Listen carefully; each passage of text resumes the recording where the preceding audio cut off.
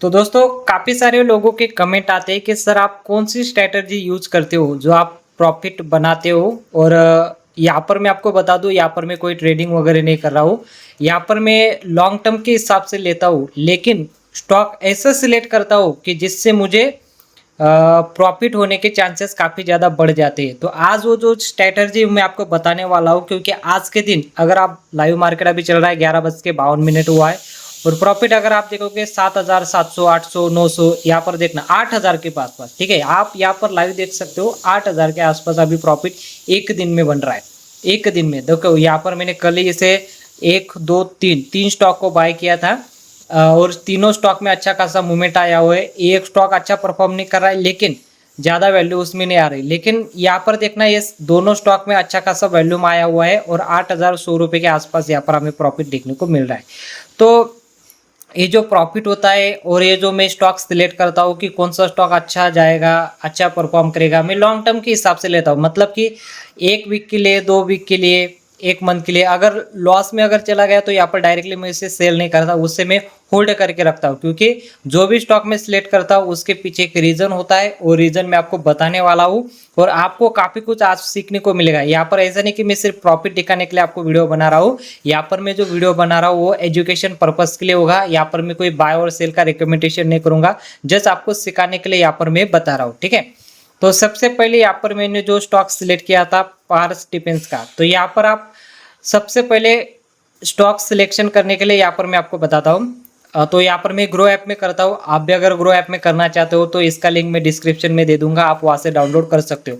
और ऑलरेडी अगर आपके पास ग्रो ऐप है तो आप यहाँ पर किस तरह से स्टॉक सिलेक्ट करना होता है, स्टॉक में मूवमेंट आएगा। जैसे कि अभी यहाँ पर देखना पारस डिफेंस का जो स्टॉक है इसमें अच्छा खासा वैल्यूम आ रहा है, तो 1400 के आसपास इसने ब्रेकआउट कर दिया है, और अच्छा खासा मूवमेंट हमें देखने को मिल रहा है। तो एक ही स्टॉक में अगर आप देखोगे 10% का हमें रिटर्न मिल चुका है। 7,700 के आसपास यहाँ पर हमें प्रॉफिट देखने को मिल रहा है। तो ये जो मूवमेंट आता है ये न्यूज़ की वजह से आता है या फिर इवेंट की वजह से आता है। तो यहाँ पर मैं बता दूं आपको, कोई भी स्टॉक अगर आपको बाय करना है तो यहाँ पर आपको उसका फंडामेंटल और टेक्निकल आपको आना चाहिए।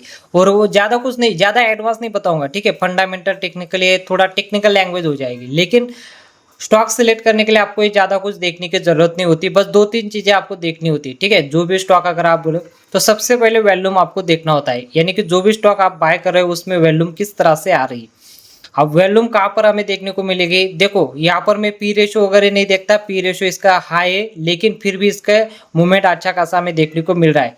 सबसे पहली चीज यहाँ पर मैं देखता हूँ कि जो भी स्टॉक में सिलेक्ट कर रहा हूँ उसका मूवमेंट अच्छा है या नहीं, फिर यानी कि क्वार्टरली वो परफॉर्म अच्छा कर रहा है या फिर नहीं। यहाँ पर देखना ये क्वार्टरली अच्छा परफॉर्म कर रहा है, और ईयरली अगर आप देखोगे तो हर साल ये भी प्रॉफिट बना रहा है, यानी कि हर साल प्रॉफिट तो बना रहा है। स्टॉक भी अच्छा खासा मूवमेंट कर रहा है, और वॉल्यूम भी इसकी अच्छी खासी आ रही है।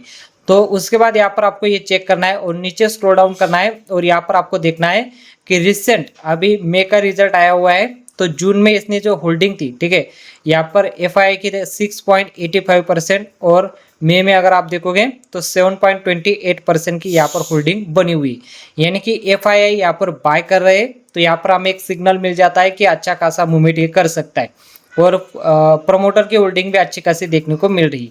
तो इसी रीजन की वजह से यहाँ पर मैं स्टॉक को कुछ ना कुछ करके, फिर टेक्निकल के ऊपर अगर आप आ जाओगे तो RSI अगर देखा हो नियर ओवरबॉट, यानी कि ओवरबॉट हो चुका है बेरी से, और हाई वोलेटिलिटी इसमें बनी हुई, यानी कि मैं कौन सा स्टॉक सिलेक्ट करता हूँ जो हाई वोलेटिलिटी उसमें होती है वही स्टॉक में सिलेक्ट करता हूँ। क्योंकि मूवमेंट मुझे 1 दिन में 2 दिन में आ ही जाता है, लेकिन थोड़ा रिस्क भी होता है, क्योंकि जिस तरह से मूवमेंट आए उस तरह से नीचे भी जा सकता है। कि उस चीज़ को मैं बचने के लिए स्टॉप लॉस का यूज़ करता हूँ। स्टॉप लॉस में लेता हूँ कि मुझे इससे ज़्यादा लॉस नहीं होना चाहिए, इसलिए मैं स्टॉप लॉस वगैरह लगा के रखता हूँ। कुछ ज़्यादा बड़ी बात नहीं है, स्टॉप लॉस वगैरह लगा के रखता हूँ इस तरह से। यहाँ पर देखना टेक्निकली अगर आप इंडिकेटर की बात करें तो इसी तरह से इंडिकेटर वगैरह होता है। RSI, ठीक है, R1, R2 और R3, और इसने रेजिस्टेंस 1, रेजिस्टेंस 2 और रेजिस्टेंस 3, इसने 3 वैल्यूम, तीनों को इसने ब्रेकआउट कर दिया है, ठीक है। यहाँ पर देखना 1401 का यहाँ पर जो प्राइस है अभी मूवमेंट कर रहा है मार्केट, यहाँ पर देखना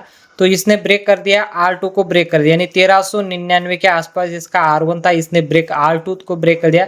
सबसे पहले तो इसने 1370 की जो वैल्यूम थी इसने ब्रेक कर दिया, फिर इसने 1399 यानी कि R2 भी ब्रेक कर दिया। अगर और मूवमेंट करेगा तो कहाँ तक जाएगा, 1450 तक जाएगा। 1450 तक इसके लिए फ्री फेज से यहाँ तक जा सकता है, थोड़ा मूवमेंट कर सकता है।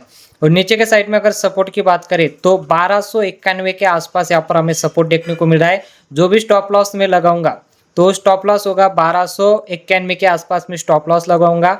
इससे नीचे अगर जाएगा तो मैं यहाँ से एग्जिट ले लूंगा, क्योंकि और नीचे जाएगा तो 1241 1213 रुपए के आसपास आ जाएगा, यहाँ से सीधा नीचे आएगा। मतलब सीधा होता है, अगर ऊपर की तरफ जाएगा तो 1370 ब्रेक कर दिया, 1399 को ब्रेक, आप 50 को ब्रेक करने वाला है, 1350 को ब्रेक करेगा और मूवमेंट करेगा। लेकिन यहाँ पर मेरा पहला टारगेट हिट हो गया तो यहाँ पर मैं एग्जिट कर जाऊंगा, और यहाँ पर मेरा दूसरा टारगेट सपोर्ट यहाँ पर रहेगा 1291, ये पहला सपोर्ट मेरा होता है, तो यहाँ पर मैं एग्जिट हो जाऊंगा। तो यहाँ पर मुझे अगर प्रॉफिट बुक करना है तो सिंपल सा प्रॉफिट बुक करने के लिए यहाँ पर मैं सेल ऑर्डर पे क्लिक कर दूंगा और इस स्टॉक से मैं बाहर हो जाऊंगा, यानी कि इसको मैंने जो बाय किया है तो यहाँ से मैं सेल हो जाऊंगा। और सबसे पहले मैं बाय और सेल का बता दूं, यहाँ पर मैं कोई भी बाय और सेल रिकमेंडेशन नहीं कर रहा हूँ, आपको just general purpose education purpose के लिए सिखा रहा हूँ, क्योंकि सेबी का गाइडलाइन होता है कि कोई भी डायरेक्ट रैंडमली आप शेयर के लिए बाय और सेल नहीं कर सकते, ठीक है। तो इस तरह से यहाँ पर मैं सिलेक्ट करता हूँ। और दूसरा जो मैंने अपोलो का जो खरीदा था, जिसका थोड़ा सा निगेटिव हमें देखने को मिल रहा है, कुछ ज़्यादा नहीं, 700-800 रुपये का लॉस देखने को मिल रहा है, क्योंकि मूवमेंट जो था अच्छा खासा मॉर्निंग में मूवमेंट आया था, लेकिन अभी के लिए डाउन चल रहा है। लेकिन अभी भी काफ़ी टाइम बचा हुआ है, तो हो सकता है ये भी हमें शाम तक अच्छा खासा मूवमेंट, मतलब 3-3:30 बजे तक अच्छा खासा मूवमेंट हमें देखने को मिल सकता है, क्योंकि रिवर्सल अभी हो रहा है, क्योंकि इसकी वॉल्यूम भी अच्छी खासी है। यहाँ पर टेक्निकल भी अगर बात करें तो इसका भी अगर पी रेशो देखोगे, इसका भी पी रेशो हाई है। काफ़ी सारे लोग बोलते हैं कि पी रेशो अगर हाई रहा तो बाय नहीं करना है, 155 का है, माना कि ओवर वैल्यूड, लेकिन इसी चीज़ से पैसा बनता है भाई। जो लोग बोलते हैं ना कि ऐसा पी रेशो आए, लेकिन इसी चीज़ से पैसा बनता है। यहाँ पर मेरा जो एक्सपीरियंस है 3-4 साल का, इसलिए बता रहा हूँ, क्योंकि यहाँ पर दूसरा रीज़न जो मैंने बताया कि हर क्वार्टरली अपना प्रॉफिट बनना चाहिए, तो यहाँ पर हर क्वार्टरली अपना प्रॉफिट बढ़ा रहा है। ईयरली भी अगर बात करें तो हर साल अपना प्रॉफिट यहाँ पर बढ़ा रहा है। यहाँ पर देखना हर साल अपना प्रॉफिट बढ़ रहा है कंपनी का, तो इसी रीज़न की वजह से लेता हूँ। और यहाँ पर एफआई और डीआई की होल्डिंग भी है, म्यूचुअल फंड वाले और प्रमोटर की 50% के ऊपर होल्डिंग है, तो इसलिए यहाँ पर भी मैंने इसे बाय करके रखा है। टेक्निकल की बात करें तो इसने RSI 3 को इसने ब्रेक कर दिया था, लेकिन अभी के लिए नीचे आ चुका है, 457-453 के आसपास यहाँ पर अभी ट्रेड कर रहा है। कि इस तरह से यहाँ पर अगर देखोगे तो अभी के लिए तो यहाँ पर R1 को ब्रेक कर दिया है, R2 को अगर ब्रेक करेगा तो यहाँ पर हमारा अच्छा खासा मूवमेंट आ सकता है, तो 473 के आसपास यहाँ पर ऊपर की तरफ जा सकता है ये मूवमेंट अगर आ गया तो, ठीक है। तो इसलिए यहाँ पर मैंने इस स्टॉक को बाय करके रखा था। और आपको तो पता ही होगा कि मैं बाय और सेल का रिकमेंडेशन नहीं करता, मैं जस्ट जनरल पर्पस। और एक मैंने ये लिया है C8 का, ठीक है, यहाँ पर आप देख सकते हो,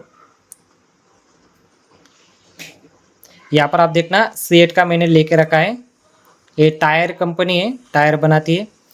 तो यहाँ पर देखना इसका भी अगर आप मूवमेंट देखोगे, अच्छा खासा मूवमेंट हमें मॉर्निंग में थोड़ा डाउन था, लेकिन अच्छा खासा मूवमेंट हमें देखने को मिल रहा था, क्योंकि यहाँ पर आप देखना एक दिन 750 का यहाँ पर हमें प्रॉफिट देखने को मिल रहा है, ठीक है। यहाँ पर भी हमने करीब 99,292 के आसपास यहाँ पर हमने अमाउंट लगाया हुआ है, और अभी के लिए अच्छा खासा प्रॉफिट हमें देखने को मिल रहा है, ठीक है। लेकिन सबसे ज़्यादा जो प्रॉफिट बना है वो पारस डिफेंस का जो स्टॉक है, इसमें हमारा प्रॉफिट बना है, सबसे अच्छा प्रॉफिट बना हुआ है, करीब 7,000 के आसपास इसका प्रॉफिट बना हुआ है, ठीक है। तो यहाँ पर भी मैं इसे करूँगा, इसका प्रॉफिट भी बुक करना बहुत ज़रूरी होता है, क्योंकि इसके ऊपर 1400 के ऊपर अगर सस्टेन कर गया तो अच्छा खासा मूवमेंट हमें ऊपर की तरफ देखने को मिल सकता है। लेकिन यहाँ तक का भी टारगेट मिल गया तो अच्छी बात मानी जाती है। ये भी प्रॉफिट कोई बुरी बात नहीं है, 7,000-8,000 का प्रॉफिट भी बुरी बात नहीं है, ये भी प्रॉफिट अच्छा खासा होता है, इसे भी हम लोग बुक करने की कोशिश करेंगे। तो यही रीज़न होता है हमें इसी तरह से स्टॉक बाय और सेल करता हूँ, यानी कि मैं बाय सेल का कोई रिकमेंडेशन नहीं कर रहा हूँ, लेकिन जनरल पर्पस एजुकेशन पर्पस के लिए आपको बता रहा हूँ किस तरह से हमें यहाँ पर स्टॉक को सिलेक्ट करना होता है, और किस तरह से हम सिलेक्ट करते हैं, और किस तरह से हम बाय और सेल करते हैं। आई होप कि आपको वीडियो पसंद आई होगी। वीडियो अगर पसंद आई तो आप वीडियो को लाइक करना और कमेंट करना आपको किस चीज़ के ऊपर वीडियो चाहिए, तो उस टॉपिक के ऊपर मैं वीडियो बना दूंगा। और रेगुलरली मैं यहाँ स्टॉक मार्केट पर वीडियो बना रहा हूँ, तो आप चैनल को सब्सक्राइब कर सकते हो, और जो भी आपका प्रॉब्लम वो आप यहाँ पर बता सकते हो। तो मिलते हैं अगली वीडियो में।